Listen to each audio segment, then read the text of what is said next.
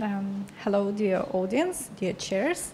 Let me share my progress in my PhD topic, that is the role of chronic systemic inflammation in cardiovascular pathology. My name is Galdzytska, and I'm a first-year PhD student, also a medical doctor.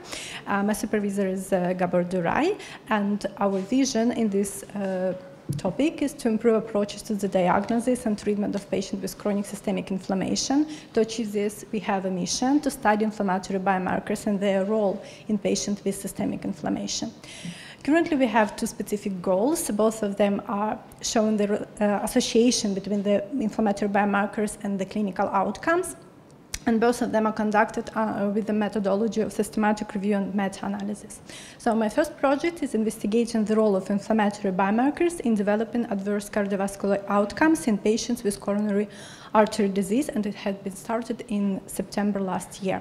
About the background of this topic, we know that inflammation plays a crucial role in the atherosclerosis and future complications, and we have a lot of different inflammatory biomarkers, different molecules, and cells that play pro and anti-inflammatory role in the inflammatory process. This biomarkers evaluation hasn't been integrated into routine clinical practice, and our aim with this project to use them as a risk assessment for the cardiovascular outcomes.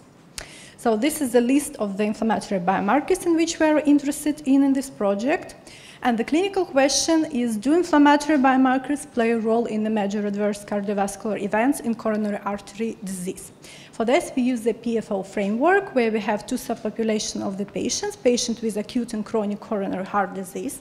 Our inflammatory biomarkers act as a factor, and our outcome is MACE, that is mortality, acute coronary syndrome, heart failure, hospitalization, revascularization, and sometimes stroke. The hypothesis is that patients with elevated levels of inflammatory biomarkers have higher risk of the MACE. Clinical implication of this project will be improvement in the diagnosis and risk assessment of these patients. So we conducted the systematic search in 3 databases last November. This is our search key. And the flowchart of our selection, we start from more than 30,000 articles, and we currently work with around 650. It's not the final number, not the final result, because we're still waiting collecting some papers from the authors directly. So we have ongoing and preliminary finished analysis for such biomarkers that you see on the screen. And this is just to show you my work in the progress. So the green ones, it's currently finished with papers that we already have. And the orange, yellow is just my work right now. So we have several outcomes, preliminary, all of them I would like to highlight. And also, I want to say that all these papers that was used for the data extraction for this analysis was a prospective observational studies, a prospective cohort studies. So the first figure shows the association of mortality and myeloperoxidase in patients with acute coronary syndrome. We have 3 studies. As you see, as an outcome measure, we use the odds ratio, and if the results situated on the right side of the screen, it's favor our hypothesis that patient with elevated biomarker has high risk of the mortality in this case. So heterogeneity is moderate, and we think it's mostly because of the difference in the follow-up periods. The overall effect is 1.20. That means that patients with elevated MPO, myeloperoxidase, have 20% higher risk of the mortality in case of acute coronary syndrome. So these results are clinically and mathematically significant for the preliminary stage. Figure 2 shows the same association, but we used as an outcome of measure hazard ratio. So here the overall effect is 1.31. That shows that the patient has 1.31 higher time in the mortality in case of elevated MPO. It's clinically seems to be relevant, but mathematically, unfortunately, not significant yet. We are waiting more articles for this analysis in the future. Figure 3 shows association of MACE and interleukin-10 in patients with acute coronary syndrome. We also have univariate hazard ratio as an outcome measure. As you see, both mathematically and mathematically we did not reach the significance, but we do believe that it happens due to outlier that we see, the first study, Zheng et al. And I mentioned it on the screen that partially this population has stable patients. So they were reported as an acute chest pain patients, but at the end, partially, some of them were diagnosed as a stable ones. So if we will exclude them for more accurate analysis, we do believe that we will reach also the mathematical significance. Yes, figures 4 show the association of MACE and interleukin-6 in patients with chronic coronary heart disease. We have more than 10,500 patients for this analysis, different follow-up periods, and our overall result 1.50. That means that patient reached the statistical and mathematical significance and proved that the patient with elevated interleukin-6 has higher risk of the MACE. And the last figure for today, it's association of MACE with interleukin-6 in acute coronary syndrome patients. We have only 3 studies at the moment. And again, we reached the mathematical and clinical significance, almost twice elevated risk for the patient with elevated interleukin-6 in MACE. High heterogeneity, we do believe, happens due to slightly different reports in the MACE. So it's complicated complex things. So in some articles they include mortality and infarct myocarditis only, some include also the stroke and so on, so it leads to heterogeneity between the studies. So this is the current stage of my first project. I'm working on the data extraction phase yet. Briefly about my second project, it's investigating the role of inflammatory biomarkers in the development of in-stent restenosis in patients underwent percutaneous coronary intervention. So in the United States, only around 900,000 percutaneous coronary intervention happens performed every year. It's a gold standard for the treatment of acute coronary syndrome, as all we know. But still, we have quite high range of the in-stent restenosis after this procedure, and the role of inflammation again was proved. And on the picture, you can see one of the pathogenesis for this. And it was proved, but still not evaluated properly. So the aim of this study to investigate the association between elevated inflammatory biomarkers and the recurrent clinical outcomes after the PCI. Our clinical question for this: do inflammatory biomarkers increase the risk of in-stent restenosis in patients after the PCI? We have PFO framework where we have patients population after the procedure, inflammatory biomarkers as the factor, and we have 2 outcomes. The primary is, of course, in-stent restenosis incidence, and we have the MACE as a secondary outcomes for these patients. Our hypothesis: patients with elevated levels of the biomarkers have high risk of in-stent restenosis after the PCI. In the summary, we have 2 ongoing projects. The first one I'm hopefully to finish on February next year, and the second one on the May next year.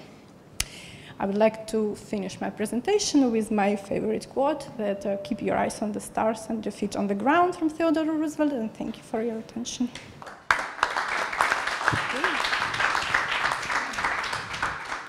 Thank you for the presentation. My question is that with the preliminary plots you showed, there are very different follow-up periods. So some takes 6 years, the other takes 13 months. So does that pose a problem with the meta-analysis? So how can you pull those data sets together? Okay, thank you very much for your comment. Yes, so the follow-up periods mostly influence the result if we are taking as an outcome of measure the odds ratio, and for that really that could be a problem, and we will try to subgroup them maybe based on the different follow-up periods, everything based on how much data we will get at the end. And for hazard ratio, because it's a proportional result and it's proposed based on the actual follow-up period, so it's not to make any problems from the statistical point of view, so we're lucky with that. Okay, then I'll touch on the first one, but I particularly like your second project. The first one, all the chronic diseases, we always say it's chronic inflammation behind it. Which therapy that is anti-inflammatory has proven benefit in cardiovascular medicine, if any? So that was the first one. And for the second one, that is very relevant question. Could you just explain to us how will you be sure that there was the in-stent restenosis? Which methodology will you imply in your systematic review? So what will be the measure of in-stent restenosis? Will it be imaging or clinical event? So how will you say this was in-stent restenosis? Okay, thank you very much. So about the first question, I do believe that there is no a guideline treatment for the patient with inflammatory atherosclerosis, except maybe statins that have a secondary effect that decrease a little bit the inflammatory process. But there are several trials that actually study some anti-inflammatory drugs like inhibitors of certain interleukins that actually has the same purpose to decrease the inflammation and the role of inflammation in the patient of cardiovascular pathology. So for future, it will be, I think, one of the standard of care for chronic patients. But we will see which result we will get.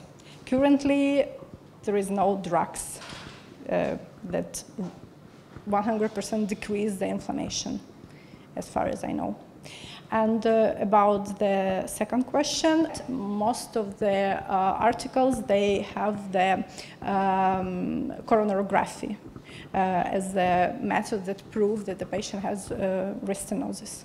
Okay, then you will have a problem of coronary angiointerpretation. But for the first one, sanakinumab was published was tested in CANTOS trial that was published 2017 in New England.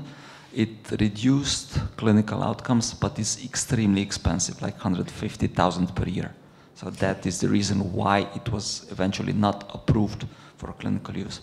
It was not approved by FDA. So let's say you will have all your forest plots in your first project, and all biomarkers are significantly associated with increased risk of MACE. And then what? What will be your take-home message for clinical applications for clinical practice? Yes, thank you. That's a good question, because as we just discussed, there is no approved drugs, no approved methods to decrease the inflammation in the patient with coronary heart disease, but I do believe that it can change a little bit the follow-up of such patients. Maybe we can, again, based on the initial level of the biomarkers, to prolong for them the treatment with statins, for example, or to have more frequent checkups for these patients and so on, to do more frequent coronarography or something like that. It's for the patient's care. And if we are talking about future implication for other specialties, because actually I'm internal medicine and rheumatologist, and this project was started for me because I have no